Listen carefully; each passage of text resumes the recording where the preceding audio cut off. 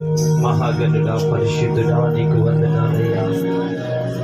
ఈ రాత్రి వేళ సమయంలో ప్రభువా, నాయన నీ బిడ్డలందరూ తండ్రి అయా తల్లిదండ్రులు తండ్రి నీ కొరకు ప్రభువా త్యాగపరిచారయ్యా. ఏ బిడ్డ అయితే నాయన నా ప్రభు కొరకు ఈ దినం నేను కేటాయిస్తున్నాను, ఈ రాత్రంతా కూడా నా ప్రభుతో నేను ఈ రాత్రంతా కూడా ప్రభుత్వం నేను పోరాటం పోడారని అలనాడు ఎలాగైతే యాకోబు పోరాటం చేశాడు, యాకోబు చేసిన పోరాటం నీ బిడ్డలు పోరాడుచున్నారయ్యా. రాత్రంతా తండ్రి మానకనైనా హృదయంలో నాట్యమని అడుగుచున్నానయ్యా. ఏ ఒక్కరు కూడా నాయన నిద్రలోనికి జోగకుండా నీకోసం ఆరాటంతో నీకోసం ప్రయాసతో నాయన నీ బిడ్డల తండ్రి నీ సన్నిధిలో మోకరించి ప్రార్థన చేస్తున్నారు, తన చేతులెత్తి ప్రార్థన చేస్తున్నారు, తన హృదయంతో నీకు కృతజ్ఞతాస్తుతులు చెప్పుచున్నారు. ఈ ప్రార్థన వలన నాయన ఈ రాత్రి వేళ సమయంలో ఈ ప్రాంతం అంతా మీరు సంచరించండి అయ్యా. ఈ రాత్రి అంతా మీరు సంచరించండి అయ్యా. ఈ ఎన్నడూ లేనటువంటి గొప్ప తండ్రి నీ ఆత్మ మధ్యలో సంచరిస్తుందయ్యా. మా గ్రామాన్ని మీరు ఆశీర్వదిస్తున్నారు, మా ప్రాంతాన్ని మీరు దర్శిస్తున్నారు, ఈ మందిర ప్రాంగాన్ని మీరు పరిశీలిస్తున్నారయ్యా. ఏ ఆత్మ కూడా ప్రభువా నీకు వ్యతిరేకంగా ఉండకుండా అయ్యా మా యొక్క గ్రామంలో నాయనా మొదటిసారి నాయనా సంపూర్ణ రాత్రి ప్రార్థనలు జరుగుచున్నాయ్యా. మీరు మా మధ్యలో ఉన్నందుకు వందనాలయ్యా. ప్రతి కుటుంబాన్ని దర్శిస్తున్నందుకు వందనాలయ్యా.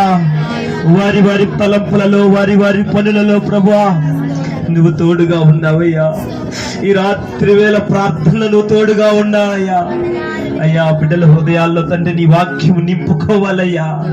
బిడ్డల హృదయాల్లో నీ వాక్యం నింపుకొని పరిపూర్ణమైనటువంటి సంపూర్ణమైనటువంటి ప్రభువా ఆ యొక్క గొంగలి పురుగు వలె ఉన్న మా జీవితాలను అసహించుకునే మా జీవితాలను ప్రభువా అది పరిపక్వత చెందినప్పుడు సీతాకోక చిలుకని ఎంతగా తండ్రి ఆహ్వానిస్తావో నాయనా.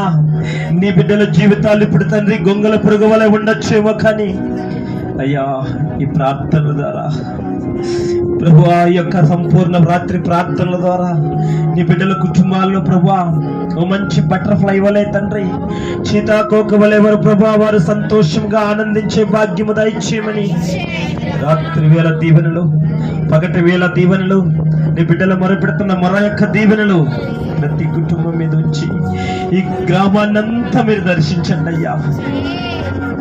ఈ గ్రామం మీదకి నీ కృప సమృద్ధిగా దిగి వచ్చును గాక. ప్రతి బిడ్డను ఆశీర్వదించి ఇంకను శక్తిని బలం నుంచి పరిపూర్ణంగా వాక్యములు తండ్రి నీ బిడ్డలను నడిపించండి. నడిపించబోతున్నటువంటి నీ కుమారుడు అయ్యా అభిషక్తుని తండ్రి మీరు జ్ఞాపకం చేసుకోండి. లోతైన అనుభవంలోనికి నడిపించి నీ సిలువ చాటును మరుగు చేసుకుని సమృద్ధైన అయ్యా ఇప్పుడు తిన్న ఆహారం కంటే ఇంకా తృప్తి అయిన ఆహారం నీ బిడ్డ ద్వారా నీ ప్రజలకు పంచమని నా రక్షకుడి విమోచకుడైన యేసు నామములో ఈ స్తుతి నైవేద్యం అర్పిస్తున్నాము తండ్రి. ఆమేన్. హల్లెలూయా. దయచేసి అందరం కూర్చుందాం. సమయం మన మధ్యలో ఉన్న దైవజనులకి కేటాయిస్తున్నాం.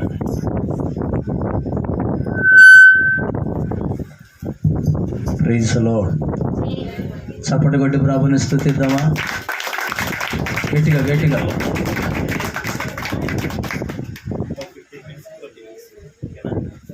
ఏం కొట్టారు? అప్పించిన అనుకోండి. చప్పట్లు కొట్టండి కాస్త. చప్పట్లు అంటే ఇలా ఉండాలి. ఎందాక కొట్టింది అలాంటి దేవునికి స్తోత్రం.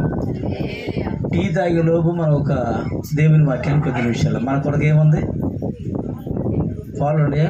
మనం ఇప్పుడు వెళ్ళాలి. మాకు వాక్యం వెళ్ళకుండా మాత్రం వెళ్ళదు. అందుకోసం మీ అందరికి ఎవరికి నిద్ర రావట్లేదని నేను అనుకుంటున్నా. మాకొస్తే మీకు వచ్చినట్టే. దేవుని స్తోత్రం. నేను నిద్రపోయేటప్పుడు మిమ్మల్ని విడిచిపెట్టేస్తాను. నాకు పోతకు 5 నిద్ర వస్తుంది, అప్పుడు కళ్ళు పంపించేస్తాను. దేవునికి మహిమ కలుగుని గాక. అసలు మీరు కూర్చునే విధానం చూస్తే నాకు ఎంత బాగుందో. న్యాయాధిపతుల గ్రంథంలో ఒక మాటని మొన్న వచ్చినప్పుడు ఒక మాట చెప్పే కదా, మొన్న వచ్చినప్పుడు ఏ వాక్యం చెప్పాను? ఆల్ నైట్ ప్రేయర్లో ఉద్దేనంటే పగిలిపోతుంది. గుర్తాలి చెప్పండి, ఏం చెప్పాను? అది గుర్తుపెట్టుకోవాలని చెప్తున్నారు. నా ప్రార్థనను, మీ ప్రార్థన నేను త్రోసి ఎన్నడూ త్రోసివేడి. ఎవరు ప్రార్థన చేసినా, ఎప్పుడు ప్రార్థన చేసినా, ఏమంటే కొంతమంది ఏం ప్రార్థన చేస్తారు, మధ్యరాత్రిలో ప్రార్థన చేస్తారు, లేచి దెయ్యాలు తిరిగేటప్పుడు ప్రార్థన చేయకూడదట. అసలు ప్రార్థనలో మోకాళ్ళు వచ్చితే దెయ్యాలు ఉంటాయా? చీకటి ఉంటుందా? అనారోగ్యం ఉంటుందా? ఏముండదు. ఏసు రక్తమే చేయం. ఎప్పుడైనా మనం ప్రార్థన చేసుకోవచ్చు. కారణం ఏంటంటే ఇశ్రాయేలును కాపాడేవాడు ఎప్పుడు నిద్రపోయాడు ఆయన. మనం మాత్రం పొగులు నిద్రపోతున్నాం, రాత్రి నిద్రపోతున్నాం. ఎప్పుడు అవకాశం దొరికినప్పుడే. ఆయన నిద్రపోవట్లా, సాతాను గారు కూడా నిద్రపోవట్లా. తెలుసా నీకు ఆ సంగతి? ఎవరు మింగుదామా అని గద్దించు సింహం వల్ల ఇంటింటి తిరుగుతాడు. ఆడికేం పని లేదు, తోకొచ్చి కుక్కలా తిరుగుతూనే ఉంటాడు. ఆడికేం పని లేదు. మనల్ని కాపాడే మన దేవుడు మనతో మెలుకున్నాడు. దేవునికి స్తోత్రం. అసలు మిమ్మల్ని చూసి ఎంత సంతోషిస్తున్నాడు. ఎందుకు చెప్పను? అమ్మా ఏం తల్లి, మధ్యలో మీ బ్రేకులు ఉంటే నేను ఆ బ్రేక్ ఆగిపోతుందమ్మా. ఇప్పుడే బెల్లు ప్రారంభమవుతుంది. దేవునికి స్తోత్రం. ఏమన్నా కావాలంటే మంచిలు బాగుంటుంది, ముందు మా తాగేయని మీకు ఇచ్చేస్తాం. మీరు మాత్రం అటు ఇటు తిరగదు. ఈ అమ్మాయిలు ఎందుకు వెళ్ళారు? ఇందాక ముసుకేసారు, ఇప్పుడే బయటికి వస్తున్నారు. కూర్చోండి, ఎక్కడున్నాడు కూర్చోవాలి. దేవునికి మహిమ కలుగునుగా. అందరు చెప్పండి గట్టిగా హల్లెలూయా. మీ ప్రార్థనని నేను మాత్రం, ఎవరు ప్రార్థన చేసినా, ఏమంటే తెల్ల బట్టలు వేసుకునే వాళ్ళు చేస్తే కాదు, ఎవరు ప్రార్థన చేసిన దేవుడు వింటాడా? వినడా? వింటాడు. ఖచ్చితంగా ప్రార్థన వింటాడు. ఇంకో మరొక కొత్త కోణంలో నుంచి కొద్ది నిమిషాలు దేవుని వాక్యాన్ని ఉందాం. విందామన్న వాళ్ళు గట్టి చప్పట్లు పట్టండి. మొత్తానికి అందరు కొట్టారు కనుక, అందరికి ఇష్టమే కనుక కొద్ది నిమిషాలు దేవుని వాక్యాన్ని, టీ బ్రేక్ అయిపోయేలోపు ఒక మెసేజ్ అయిపోతారు. టీ బ్రేక్ అయిపోయిన తర్వాత కొద్ది నిమిషాలే దేవుని వాక్యాన్ని పంచుకుందాం. న్యాయాధిపతుల గ్రంథం 21వ అధ్యాయం దేవుని వాక్యంలో నుంచి మనం దేవుని వాక్యాన్ని చూద్దాం. న్యాయాధిపతుల గ్రంథం 21వ అధ్యాయం 2వ వచనాన్ని దేవుని వాక్యంలో నుంచి మనం దేవుని వాక్యాన్ని చూద్దాం. ప్రజలు బేతేలుకు వచ్చి దేవుని సన్నిధిని సాయంకాలము వరకు కూర్చుండి, ఇశ్రాయేలుల దేవా, నేడు ఇశ్రాయేలులో దేవుని స్తోత్రం చెప్పండి గట్టిగా, చెప్పాలి గట్టిగా హల్లెలూయా. కింద ఉన్నాయని మనకు అవసరం లేదు, కానీ ఈ మాటను మనం ధ్యానం చేసుకుందాం. ఎప్పటి నుంచి ఎప్పటి వరకు కూర్చున్నారంట అమ్మా? ఎప్పటి నుంచి ఎప్పటి వరకు కూర్చున్నారు? నేను వేరే గ్రంథంలో ఒక మాట చదివాను. ఏమని ఉందంటే దాంట్లో దేవుళ్ళ రాత్రంతా వారు ఎక్కడ కూర్చున్నారంట? బేతేలు అనే దేవుని మందిరంలో కూర్చున్నారు. దేవుని స్తోత్రం చెప్పండి. ఉదయం మొదలుకొని ఎప్పటి వరకు కూర్చున్నారు? మనం టీవీల దగ్గర అయితే చాలా సేపు కూర్చుంటాం కదా. టీవీల దగ్గర, సినిమాల దగ్గర, సీరియల్ దగ్గర, వ్యర్థమైన ముచ్చట్ల దగ్గర, వ్యర్థమైన డ్రింక్ షాపుల కాడ ఏమైనా ఎంతసేపు అయినా కూర్చుంటాం. కానీ దేవుని మందిరంలోకి వచ్చే వరకే కొంతమంది ముళ్ళ మీద కూర్చున్నట్టే. అమ్మాయి ఎప్పుడు వదిలిపెడతారా? ఈ గోల ఏంది, ఈ తపన ఏంది, గోరుకుని బాపట్లు వెళ్ళిపోయినట్టు ఉండాలి కదా. వెళ్ళిపోయి ఈ తిప్పలు మనకి ఏంది అనేవాళ్ళు లేకపోలే. దేవుని స్తోత్రం చెప్పాలి గట్టిగా హల్లెలూయా. అందరూ చెప్పాలి గట్టిగా హల్లెలూయా. నేను మీరందరూ కూర్చొని మీరే పరలోకానికి వెళ్ళేది. ఎందుకంటే నిద్రపోయి చెత్త ఏమయ్యారు? వెళ్ళిపోయారు. గిద్యోను అన్నాడు, అబ్బాయి వెళ్ళిపోవాలి, వెనక్కి వెళ్ళిపోయేవాళ్ళు వెనక్కే. మోషే అన్నాడు, నా పక్షము నుండేవాళ్ళు నా పక్షమునకు రండి అన్నాడు. మోషే పక్షకి ఎవరైతే వచ్చారో వారు మాత్రమే కానానికి చేరారు. దేవునికి స్తోత్రం. దేవునికి స్తోత్రం. వాళ్ళు ఉదయకాలం మొదలుకొని సాయంకాలం వరకు ఎక్కడ కూర్చున్నారు? బేతేలు అని దేవుని మందిరంలో కూర్చున్నారు వారు. దేవునికి స్తోత్రం. ఏం చేస్తున్నారయ్యా? కూర్చున్నారు. మనకులా ముచ్చట్లాడుకున్నారా? మధ్యలో ఆగిపోయి భోజనం చేశారా మనలాగా? దేవుడు వాళ్ళు ఏం చేస్తున్నారంటే ఉదయం మొదలుకొని సాయంకాలం వరకు వారు బేతేలులో కూర్చున్నారు, ప్రార్థనలో కూర్చున్నారు, సహవాసంలో కూర్చున్నారు, పరిశుద్ధాత్మ నడిపింపులో వారు కూర్చున్నారు. అంత ఓపిక వారికే. చాలా సందర్భాలు ఉన్నాయి, వేరే వేరే సందర్భాలు, అవి చెప్పాలనుకోవట్లేదు. కానీ మనం ఎక్కడ కూర్చుంటున్నాం అనే సంగతి మనం తెలుసుకోవాలి. దేవుని స్తోత్రం. ఆన్లైన్ ప్రేయర్లో ఈ విధంగా కూడుకోవడం, ఈ విధంగా ఉండటం, ఈ విధంగా సమయాన్ని దేవునికి ఇవ్వటం, మీ ఆసక్తిని దేవుడు చూస్తాడు, మీ తపనని దేవుడు చూస్తాడు. మీరు ఎంతగా మీ నిద్రను చంపుకొని, మీ సుఖాన్ని చంపుకొని, అన్నిటిని చంపుకొని నువ్వు దేవుని కొరకు కూర్చున్నావే, ఆ తపనని దేవుడు చూస్తాడు. దేవుని స్తోత్రం. కొంతమంది ఎక్కడ కూర్చున్నారో లేఖనాల్లోనే చెప్తారు. చూడండి, కొరింథీయులకు రాసిన మొదటి పత్రిక దేవుని వాక్యంలో నుంచి మనకు ఊరకనే ఒట్టి మాటలొద్దు, లేఖనాల నుంచి చూసుకుందాం అన్నీ. దేవునికి మహిమ కలుగునుగా. కొరింథీయులకు రాసిన మొదటి పత్రిక 10వ అధ్యాయం 7వ వచనంలో మనం దేవుని వాక్యాన్ని చూస్తే, అమ్మా తినుటకును తాగుటకును కూర్చుండి లేచి. ఏం చేయడానికి లేచారట? ఇక ఆడటానికి. ఏమంటే ఇప్పుడు మనోడి బ్యాచ్ క్రిస్మస్ పండుగ వస్తే మా ఊర్లో యేసు ప్రభు పుట్టినరోజు రా, ఏమయ్యాలి? కొత్త పాటలు కదా, డ్యాన్స్.